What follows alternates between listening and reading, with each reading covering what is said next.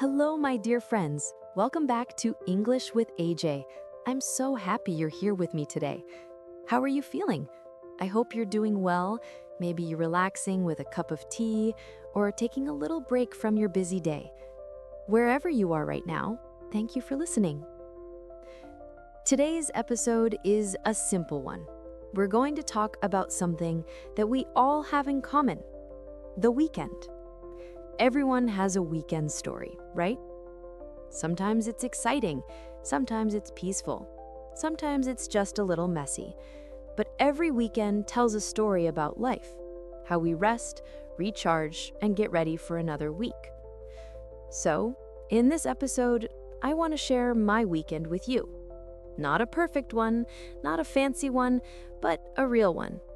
I'll tell you what I did, how I felt, and maybe you'll find something in it that sounds a bit like your own life too. Let's begin. It all started on Friday evening. You know that wonderful feeling when the work week is finally over? That little moment when you shut your laptop, stretch your arms, and say to yourself, yes, weekend is here. I love that feeling. The world seems lighter. Even the air feels different. Softer, freer. Friday night is always my little reward. I don't go out much. I prefer quiet evenings at home. I made myself a simple dinner, pasta with vegetables and a bit of olive oil. Nothing fancy, but comforting. I turned on some jazz music in the background. The sound of the saxophone filled my small kitchen while I cooked. It felt calm. After dinner, I made myself a cup of green tea and sat near the window. The city lights were blinking outside, and I could hear a few cars passing by. I remember thinking, I don't need anything else right now. It was one of those moments where everything feels just right. Not perfect, but peaceful. Later that night, I decided to watch a movie. I picked something light, a romantic comedy I had already seen before. I didn't want to think too much. I just wanted to relax, laugh a little, and enjoy. Sometimes, rewatching an old movie feels like visiting an old friend, familiar, warm, and safe. But you know what happened? Halfway through the movie, I started feeling sleepy. I looked at the clock, and it was only 9:45 p.m. I laughed at myself. Wow, AJ, I said out loud, you are becoming such an early sleeper. I turned off the TV, brushed my teeth, and decided to go to bed early. Before I slept, I wrote a few lines in my journal. It's something I've been doing lately, writing a few thoughts each night. Nothing serious, just feelings, memories, or a small note of gratitude. That night, I wrote, I am thankful for quiet evenings and simple food. Then I turned off the lights, closed my eyes, and slowly drifted into sleep. Morning came with sunshine. The lights slipped through my curtains, and the birds were already awake before me. I love waking up naturally, without an alarm. It makes the morning feel kinder. I got up, stretched my arms, and walked to the kitchen. The smell of fresh coffee soon filled the room, strong, rich, and warm. I made a slice of toast with peanut butter and banana. While I ate, I looked at my small list for the weekend. Yes, I make weekend lists too. Nothing serious, just little reminders, like buy groceries, clean the balcony, call mom, or read one chapter of a new book. After breakfast, I put on my sneakers and went out for a walk. It wasn't a long walk, just around the neighborhood park. But the weather was perfect. The air was cool, the sky was blue, and children were laughing near the swings. I saw an old man feeding pigeons and a young couple walking their dog. These little scenes always make me smile. They remind me that life doesn't have to be complicated to be beautiful. While walking, I listened to my favorite playlist, soft acoustic music. The rhythm of the songs matched my steps, and I felt peaceful. I think that's what I love most about weekends. You finally have time to slow down and notice small things. After the walk, I went grocery shopping. The market was lively, people chatting, baskets rolling, fruits shining under the lights. I love choosing fresh vegetables, smelling oranges, and trying to find the best avocados. The lady at the counter knows me now. She smiled and said, "Weekend shopping again?" I laughed and said, "You know me too well." Back home, I put everything away, made another cup of coffee, and sat at my desk. I decided to do a bit of cleaning. Not the deep kind, just a little refresh. I opened the windows, let the air in, and wiped the shelves. Cleaning always gives me a strange satisfaction. It feels like cleaning the mind, too, not just the room. By afternoon, I was a little tired, so I decided to read. I picked up a novel that I had been meaning to finish for weeks.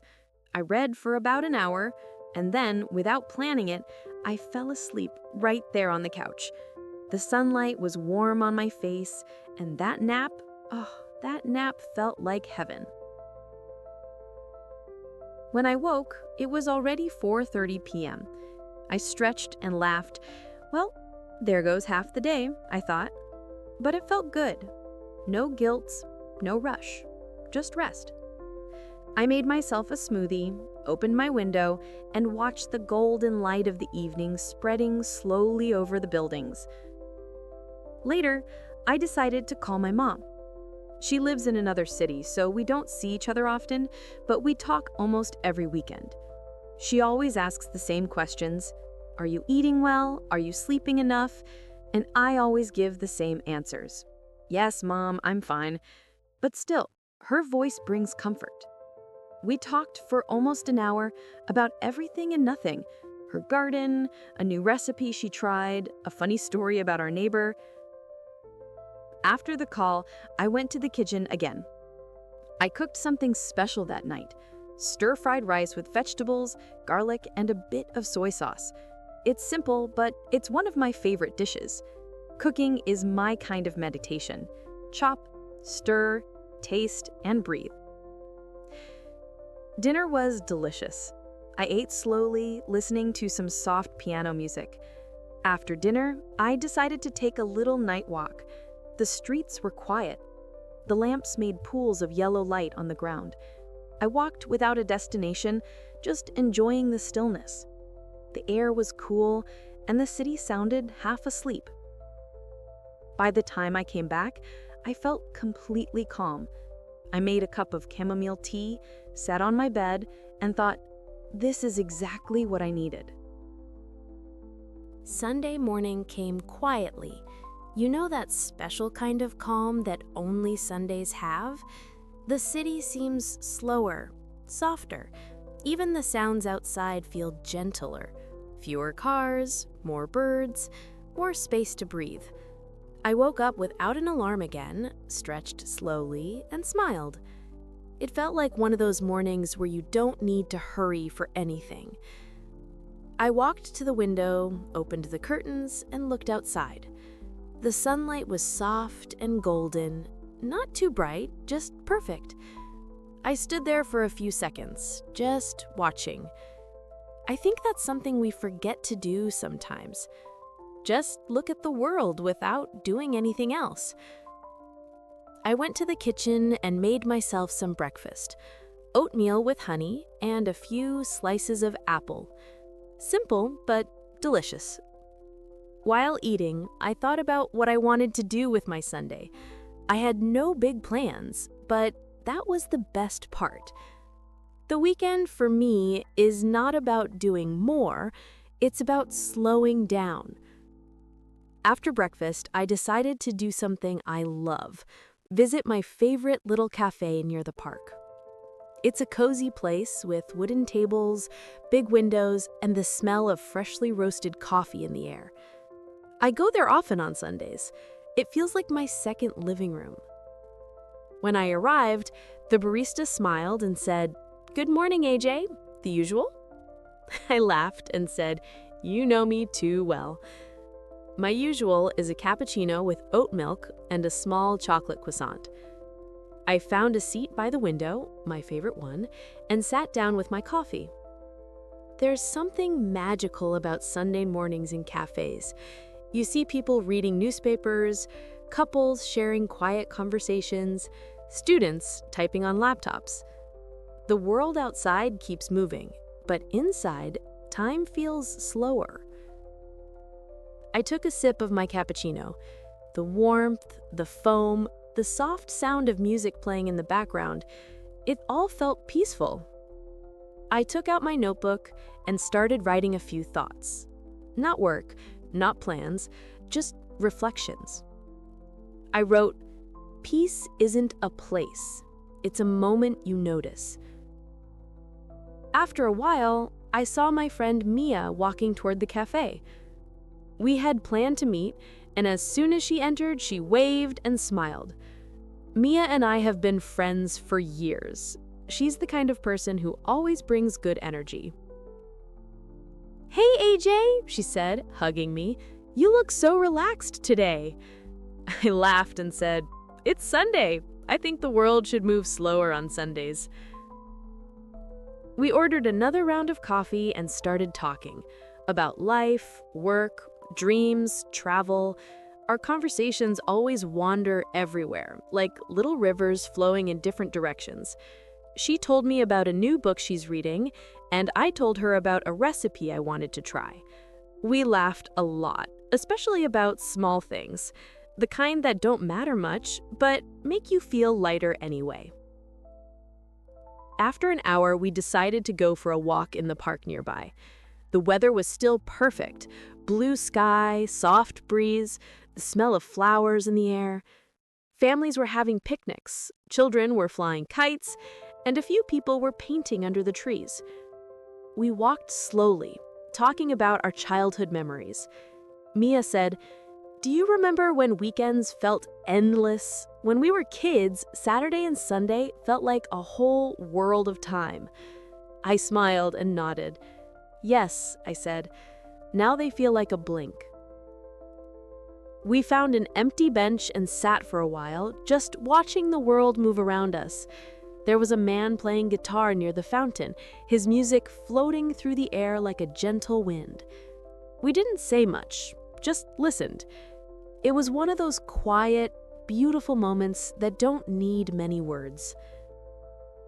After some time, Mia had to leave, so we hugged goodbye and promised to meet again soon. I stayed a bit longer, walking slowly back home. The streets were calm, and I could feel that sweet Sunday feeling, the mix of peace and preparation for the week ahead. Back home, I made myself a light lunch, salad, some soup, and a slice of bread. I ate while listening to a podcast about mindfulness. It talked about being present, how we often live in yesterday or tomorrow, but rarely in now. I smiled as I listened, because that's exactly what weekends teach me, how to be here, in this small moment. After lunch, I cleaned my kitchen, folded my laundry, and opened my laptop for a little while, not for work, just to organize my week ahead. I like to plan a bit on Sundays. It helps me start Monday with a calm mind. Then I sat down again with my book, the one I started on Saturday. The story was about a woman who moves to a small coastal town to start a new life. It was peaceful, full of descriptions of the sea and quiet mornings. Reading it made me feel as if I was on that beach too. Later in the afternoon, I felt like cooking again. I tried a new recipe I'd seen online. Roasted vegetables with herbs and lemon. It turned out so good that I took a picture, even though I rarely post food. But I wanted to remember it, not for likes, but for myself. Dinner was calm. I ate slowly, watching the sunset from my window. The sky turned pink, orange, then deep blue. It was such a beautiful moment, one of those where you realize that ordinary life can be quietly magical. After dinner, I made myself a cup of hot cocoa and sat on the couch with a blanket. I thought about the weekend, how simple it was, yet so full of small joys. No big events, no fancy plans, just rest, connection, and peace. Before bed, I wrote again in my journal. I wrote, "This weekend reminded me that happiness isn't loud. It's quiet, gentle, and found in small things. A walk, a friend, a cup of coffee, and the little moments that make life sweet." I closed my notebook, smiled, and whispered softly, "Thank you." Then I turned off the lights, feeling grateful, not for everything being perfect, but for everything being enough. And that, my friends, was my weekend. Nothing wild, nothing dramatic, just simple and real. And maybe that's what we all need sometimes. A slow weekend to remember who we are when the world stops rushing. If you're listening right now, I want you to think about your weekend too. What did you do? What made you smile? What small thing gave you peace? Try to talk about it in English.